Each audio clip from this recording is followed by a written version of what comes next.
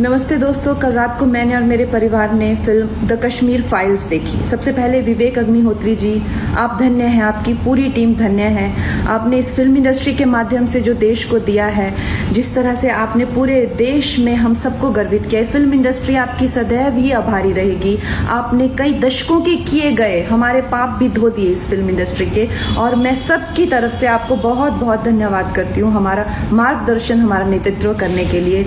और दोस्तों, इस कश्मीर के हुए हादसे को एक वन ऑफ द इंसिडेंट से समझना कि एक रात एक दिन ऐसा हादसा हो गया होगा, ये सबसे बड़ी गलती है। जब भारत का विभाजन हुआ था, पाकिस्तान बना था, तो वहां उतने ही हिंदू थे जहां जितने कि यहाँ मुसलमान। आज यहाँ मुसलमानों की आबादी देखिए, और वहां नाम मात्र भी हिंदू नहीं रह गए हैं। रोज उनको मारा जाता है, रोज उनको रेप होता है, रोज उनको काट के फेंका जाता है। दोस्तों, कहाँ गए वो करोड़ों लोग? कभी सोचा है आपने? बांग्लादेश से कहाँ गए वो लोग?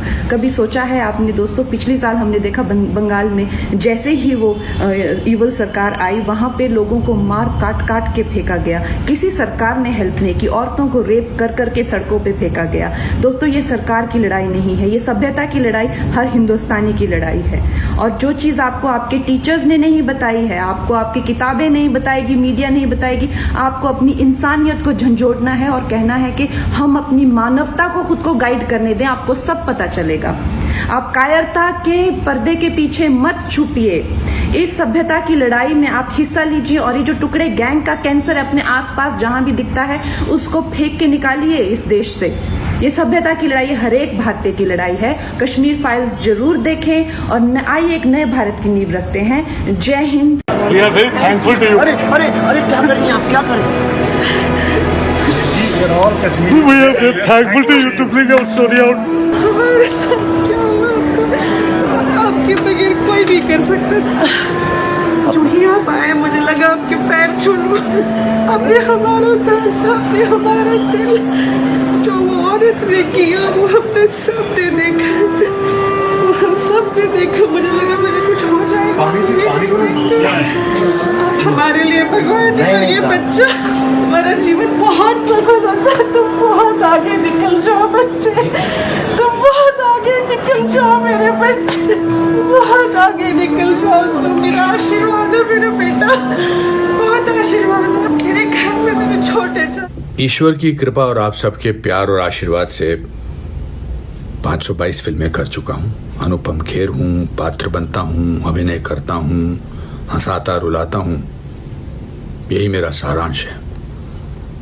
लेकिन इस बार मैं कोई पात्र नहीं बना, मैंने अभिनय नहीं किया, और कश्मीर फाइल्स कोई डायलॉग भरी कहानी भी नहीं है। 32 साल पहले लाखों कश्मीरी हिंदू तहस नहस कर दिए गए। हमारे भाई बहन, बूढ़े बच्चे, मेरे अपने, मानो मेरे हाथ पांव, बाजू, मेरा खून, ये हार्ड मांस का शरीर जैसे रातों रात जिहाद ने रौंद डाला। 90 करोड़ का ये भरा पूरा देश बेखबर रहा। पुलिस मानो गायब हो गई, सेना छावनियों में पड़ी रही, मीडिया गूंगा बहरा हो गया, और कश्मीर हम हिंदुओं से खाली करा लिया गया। प्राणा गंजू कौन थी? सरला भट्ट के साथ क्या हुआ? गिरजा टिक्कू का क्या कसूर था? किसी को नहीं पता। लसकौल, नीलकंठ गंजू, टीकालाल टपलू, सर्वानंद प्रेमी, प्रेमनाथ भट्ट, किस किस का नाम लो? आज तो कोई आयोग नहीं बैठा, कोई जांच नहीं हुई, कोई मुकदमा नहीं चला, कोई दोषी नहीं पाया गया, किसी को सजा नहीं हुई। हाँ, मुद्दा जरूर उछाला गया, बहस में हमारी आड़ जरूर ली गई, लेकिन जिहादियों के लिए आधी रात को खुलने वाली अदालतों ने हमें सुनने से भी मना कर दिया। कश्मीर फाइल्स एक फिल्म से भी बढ़कर आप सबकी अंतरात्मा की अदालत में हम कश्मीरी हिंदुओं की एक दस्तक है। मैं अनुपम खेर नहीं हूं, मैं अब पुष्कर नाथ हूं, और आप सब तक पहुंचने के लिए छटपटा रहा हूं। हेलो दोस्तों, मैंने आज सुबह आपसे वायदा किया था कि मैं श्रीमती अनुपमा विदु विनोद चोपड़ा के बारे में एक वीडियो बना के उनको एक्सपोज करूंगा। मैं अपनी फिल्म से काम रखता हूं और मेरी अपनी जो डायरेक्ट ऑडियंस है, जो अच्छी फिल्में कंटेंट वाली देखनी चाहती है, उससे डायरेक्ट कांटेक्ट करके रखता हूं। आज की तारीख में आप सिर्फ ट्विटर पे और इंस्टाग्राम पे अपनी फिल्म की बात करके फिल्म की अवेयरनेस क्रिएट नहीं कर सकते हैं। भारत के जन जन को पता चले और वो थिएटरों के अंदर आए, इसलिए लड़ाई जो है बॉलीवुड के जो महारथी हैं, जो करोड़ों करोड़ों रुपए में खेलते हैं, उनके साथ है। अनफॉर्चुनेटली इन लोगों ने सारा का सारा मीडिया खरीद रखा है। लेकिन आज मैं आपको बताना चाहता हूं, बॉलीवुड पे डायरेक्ट अटैक करके, और बॉलीवुड का नाम इसलिए ले रहा हूं क्योंकि मैं जिनके बारे में बात कर रहा हूं वो बॉलीवुड का एस्टेब्लिशमेंट है। बॉलीवुड का एस्टेब्लिशमेंट वो होता है जो इस गेम के रूल सेट करता है। जैसे करण जौहर जी हो गए धर्मा वाले, यशराज प्रोडक्शंस हो गए, जो ये बड़े बड़े प्रोडक्शन हाउसेज हैं, विनोद चोपड़ा जी हो गए, ये 4-5 लोग जो हैं गेम के रूल सेट करते हैं और ये डिसाइड करते हैं किसका करियर यहां चलेगा और किसका नहीं चलेगा। जिसका ये चाहते हैं नहीं चले, उसको ये खत्म करने की कोशिश करते हैं, और किसका चलेगा, वो जो इनके सामने झुकेगा।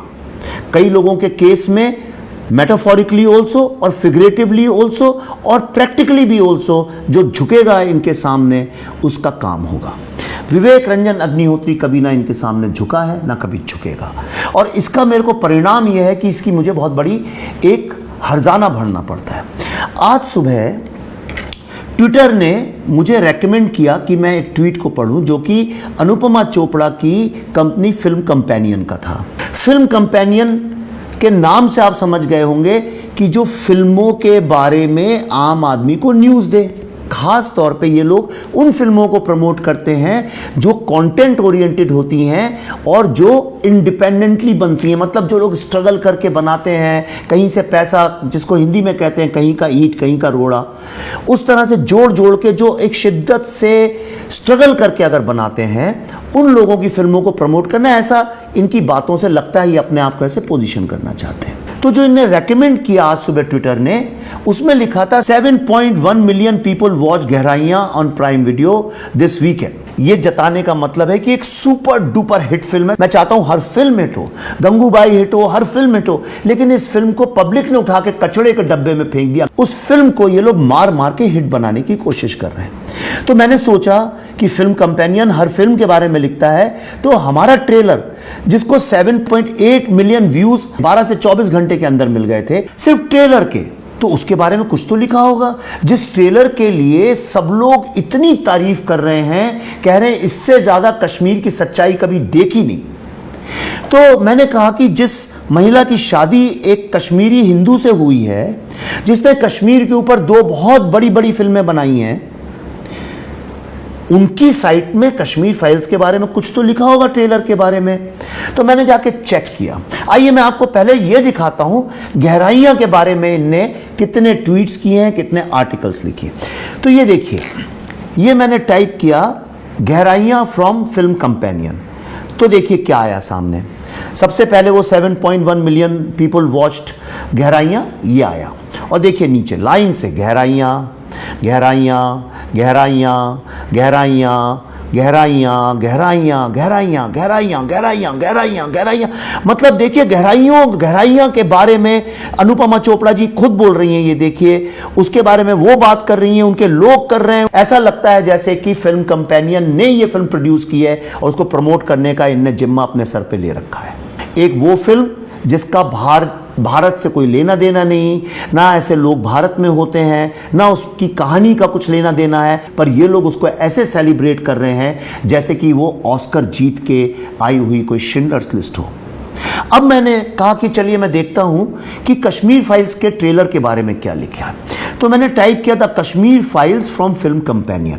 सिर्फ एक ट्वीट आप देख सकते हैं, सिर्फ एक ट्वीट लिखा है with the Kashmir files trailer release, यानी उन्होंने एक्नॉलेज किया है कि इसका ट्रेलर आया है, और लिखा है with the Kashmir files trailer release here is our review of its predecessor.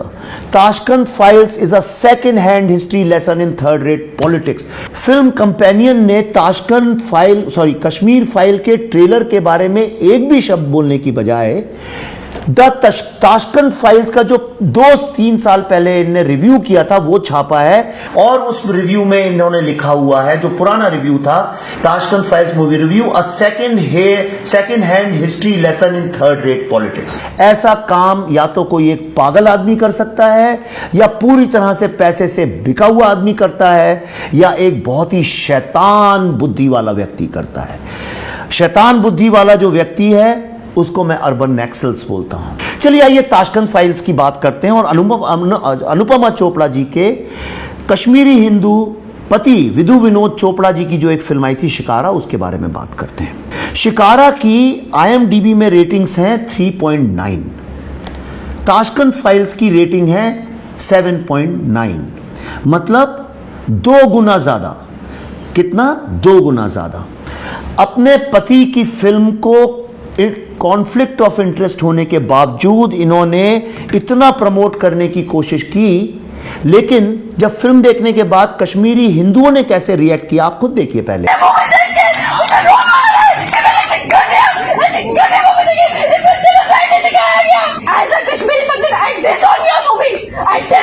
अब ये भी देखिए कि ये बेचारी कश्मीरी हिंदू लड़की का जो दर्द और जो पीड़ा जो वहां बोल रही है, उसके जवाब में कितने एरोगेंटली अनुपमा चोपड़ा के कश्मीरी हिंदू पति ने क्या बोला, सुनिए। तो कई लोग कहते हैं कि इसने ना कश्मीरी पंडितों की पेन को कमर्शलाइज कर दिया। गधे हैं। अब मुझे ये बताइए